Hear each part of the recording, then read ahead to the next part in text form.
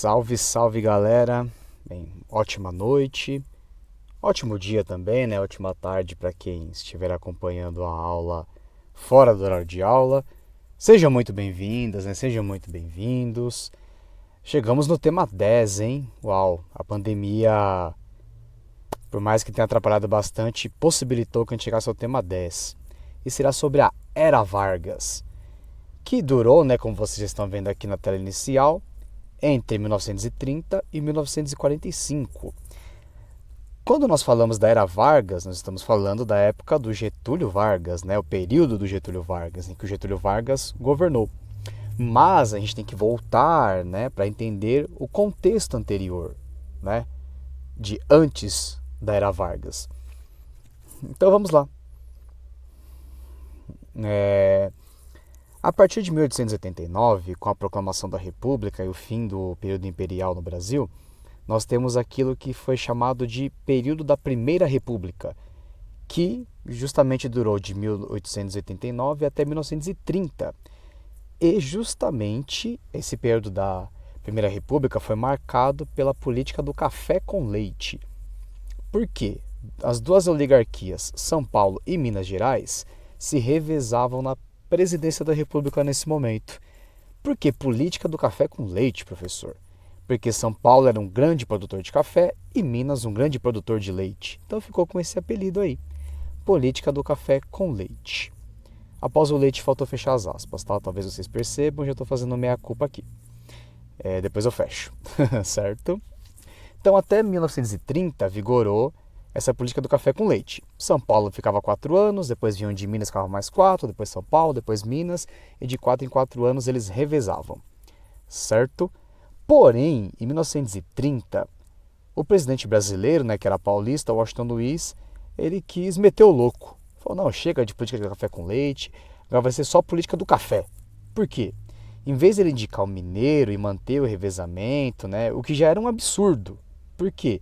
Tinha que ter uma eleição limpa, né? Uma eleição em que não houvesse nenhum tipo de fraude, que acontecia nesse momento, infelizmente. Então ele resolveu indicar, ao invés de um mineiro, que seria o certo dentro dessa política vergonhosa, mas que infelizmente acontecia, ele indicou um outro paulista. Então foi lá e furou o olho de Minas e indicou Júlio Prestes. E aí os mineiros, óbvio, né, ficaram muito desagradados, super descontentes. E aí os mineiros começaram tipo a conspirar contra o Washington Luiz. Ah, é? Você quis passar a gente para trás? Beleza, então agora a gente vai, né, fazer uma conspiração aqui para detonar com o seu governo. E aí a oligarquia mineira se aliou com outras duas oligarquias, a paraibana e a gaúcha. Então perceba que do Nordeste até o Sul, a galera estava contra o Washington Luiz, contra os paulistas. Porque os paulistas, né, na figura do Washington Luiz, deram mancada, né? Pediram. E aí eles lançaram um outro candidato à presidência. Vamos lançar o Getúlio Vargas, que era gaúcho. E aí rolaram as eleições de 1930, o Vargas foi derrotado. Quer dizer, o Júlio Prestes, que era o candidato do Washington Luiz, né, dos paulistas, venceu. Porém, a galera da chapa, né, do Vargas não aceitou numa boa. O Vargas até ficou mais tranquilão, mas a galera dele tipo falou, não, a gente vai continuar conspirando contra esse Washington Luiz, que a gente vai derrubar esse mano aí. Tá ferrado na nossa mão, vai passar mal. E aí continuaram conspirando, até que esse João Pessoa, que tinha sido vice do Vargas na eleição, foi assassinado. A gente não sabe quais circunstâncias, se foi a galera da própria chapa que deu um fim nele, pra essa conspiração tipo virar realidade, falar, opa, foram os paulistas que mataram o cara, então vamos lá fazer uma revolta contra os assassinos dele. Até hoje não tem grandes provas sobre, então não dá para saber se foi alguém ligado aos paulistas que matou, se foi da galera da própria chapa dele que dentro dessa conspiração matou o cara para, enfim, gerar, né, essa justificativa, tipo, mataram um dos nossos, nós vamos se revoltar contra eles. Não se sabe, galera, é tudo muito incerto nesse ponto. E aí a conspiração virou revolta, né? João Pessoa foi morto, então vamos lá, né? Vamos se revoltar para valer, que agora a gente tem um motivo. Talvez nós próprios tenhamos nos dado esse motivo, mas a gente tem um motivo. E aí, em 3 de outubro, né, iniciou-se essa revolta contra o governo do Washington Luiz, que durou 3 semanas. E aí no dia 24 de outubro, né, quer dizer, tá perto de fazer aí 81 anos, na verdade 91 anos, 91 anos, uma junta militar depôs o Washington Luiz da presidência da República. E depois de 10 dias, o Vargas assumiu o poder, né, como presidente. Quer dizer, o Vargas tinha sido derrotado, os militares deram poder, né, deram golpe de Estado, e o Vargas entrou. Quem não poderia deixar de ser o Vargas, né? Ele tinha perdido a eleição, o vice dele tinha sido morto, não se sabe por quem. Vamos colocar o Vargas lá então, né? Coitadinho do Vargas. E o Vargas entrou. E aí a gente costuma dividir o governo Vargas em 3 períodos. Governo provisório, como vocês estão vendo aqui, de 1930 a 1934, que é o que nós estudaremos nessa aula dessa semana. Depois nós temos o período constitucional, de 34 a 37, e o Estado Novo, de 37 até 45. Que esses dois, né, o período constitucional e o período do Estado Novo, ficarão para as próximas semanas, né? Hoje, governo provisório. Então vamos lá. O Vargas, teoricamente, era provisório, quer dizer, não é definitivo, é por algum tempo, tem prazo de validade. Ele deveria organizar uma Assembleia Constituinte que ia elaborar uma nova Constituição para o país. Porém, ele adiou, postergou, procrastinou, utiliza o termo que quiser.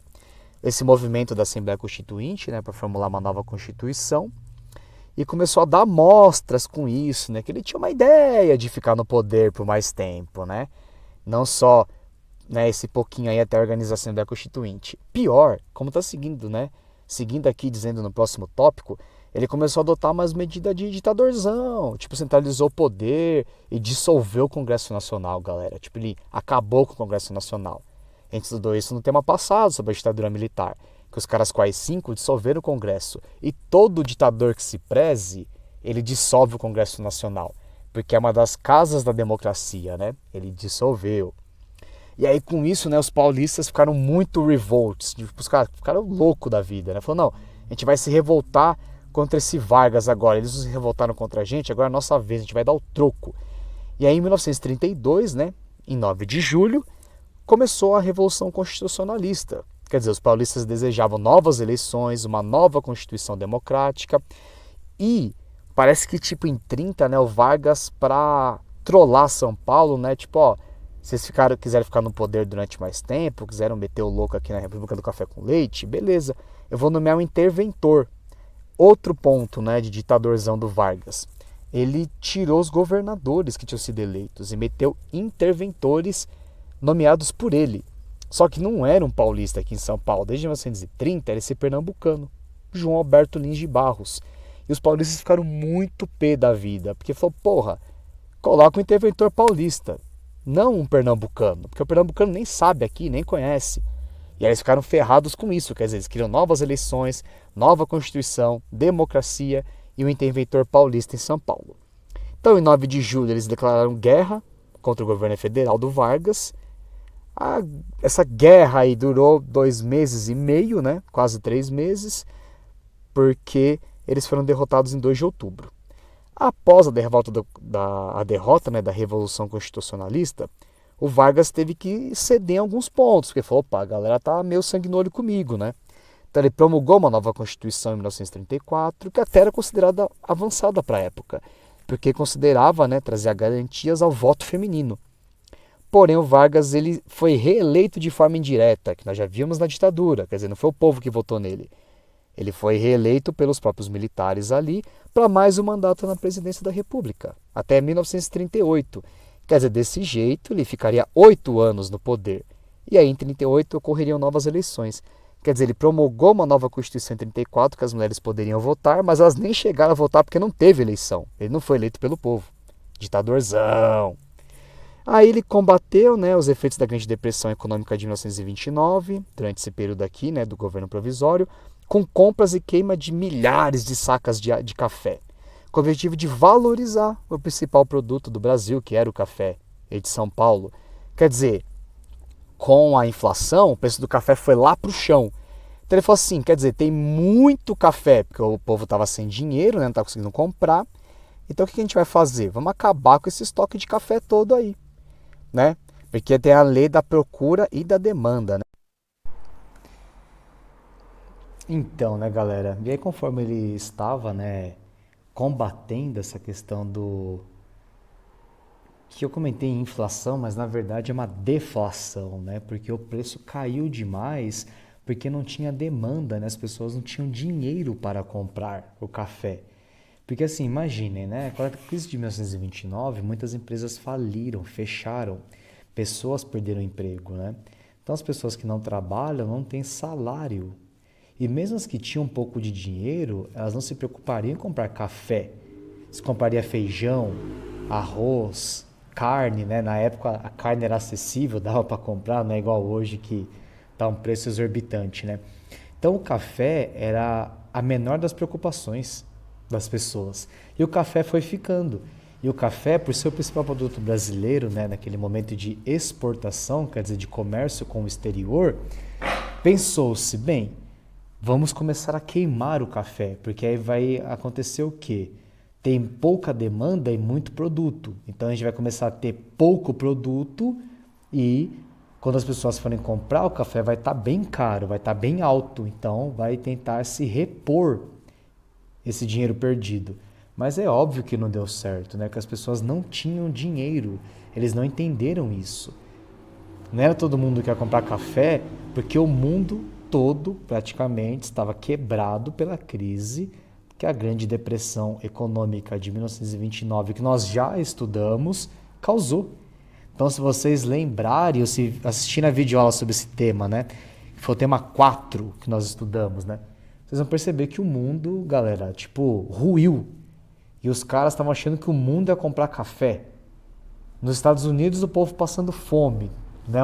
Milhões de desempregados. Na Alemanha, a mesma coisa. Todas as potências, aí, os países ricos do mundo, quase falindo. E o Brasil achando que eles iam comprar café, né? Tem que dar risada. Tipo, não, eu não tenho o que comer, a minha população está passando fome, eu vou comprar café. Ah, para, né? Tipo, na minha época nós diríamos, né? Quando eu tinha a idade de vocês, ô, Saguibão, se joga, tio. Tipo isso, se joga, né? Ninguém ia comprar café. Para. Então não deu certo. Enfim, o Brasil penou mais alguns anos com os efeitos da crise de 1929. Mas o Vargas, como era ditadorzão, né? E era um ditador esperto, apesar de tentar queimar café, né? Ele conseguiu se manter no poder, né? Como eu falei, ele dissolveu o Congresso Nacional, fechou, deu um cala-boca em São Paulo e tal.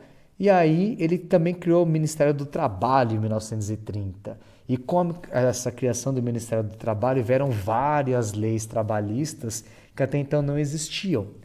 Então, por exemplo, não se tinha seguro-desemprego, não se tinha 13º, não se tinha férias. E isso tudo foi criado durante o governo do Vargas. Então ele era habilidoso, porque ele era um ditador, mas era populista. Então ele sabia jogar para a galera, né? Tipo, convencer as pessoas de que ele era um cara da hora, que ele era, galera, eu sou ditador, eu vou tirar a liberdade de vocês, mas, pô, eu sou um cara legal. Era tipo isso, né? Não era, mas enfim. Ele tentava de alguma maneira mostrar que ele era um ditador legal. Que não existe ditador legal, né, gente? Para. Eles tentam se mostrar legais, mas não são. A manipulação, né, a censura, a lavagem cerebral acontece, as pessoas acham que eles são legais, mas eles não são legais. Pessoas legais não perseguem outras pessoas por pensar diferente, né? Basta ver o que a gente falou sobre a Revolução Constitucionalista, né? Que inclusive é feriado em 9 de julho, porque em 9 de julho de 1932, 3 jovens estudantes foram mortos aqui em São Paulo numa manifestação contra o governo Vargas, porque São Paulo queria a Constituição e tudo mais.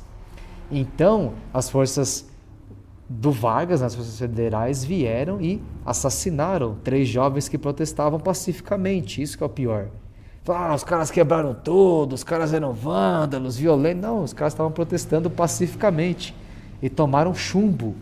Tomaram bala de verdade, não era de borracha não, gente, era bala mesmo, das tropas federais. Por isso que 9 de julho é feriado em São Paulo, que marca a morte dessas pessoas, né? Até o MMDC, né? Martins, Miragaia, Drauzio e Camargo foram as pessoas assassinadas, 3 deles no 9 de julho. E 9 de julho foi quando São Paulo declarou guerra contra o governo Vargas, né? Que era um governo ditatorial. Então, um governo violento, você responde com violência, né? São Paulo perdeu? Perdeu. Mas como a gente falou, conseguiu uma série de vitórias aqui, né? Como uma nova Constituição. Foi mentirosa? Foi. Porque eles colocaram o voto feminino e o voto feminino não aconteceu porque não teve eleição. Então, eles falaram, mulheres, vocês podem votar. Uhul, da hora. Tipo, né? As minas comemoraram pra caramba, só que ele não fez eleições para as mulheres votarem. Tipo, muito pilantra, né? Mas foi o que aconteceu. E aí, além disso, como está dizendo aqui, ele foi reeleito indiretamente, né? Então, muito ditatorial, gente, muito. E nas próximas aulas a gente vai ver que ele só foi ficando cada vez mais ditador, tipo, né? A veia ditadora dele foi ficando cada vez mais inflada e aí deu ruim pro Brasil. Certo, galera? Então é isso aí. A gente vai se falando nas próximas aulas, fiquem bem, se cuidem e tamo junto. É nóis. Valeu. Até a próxima.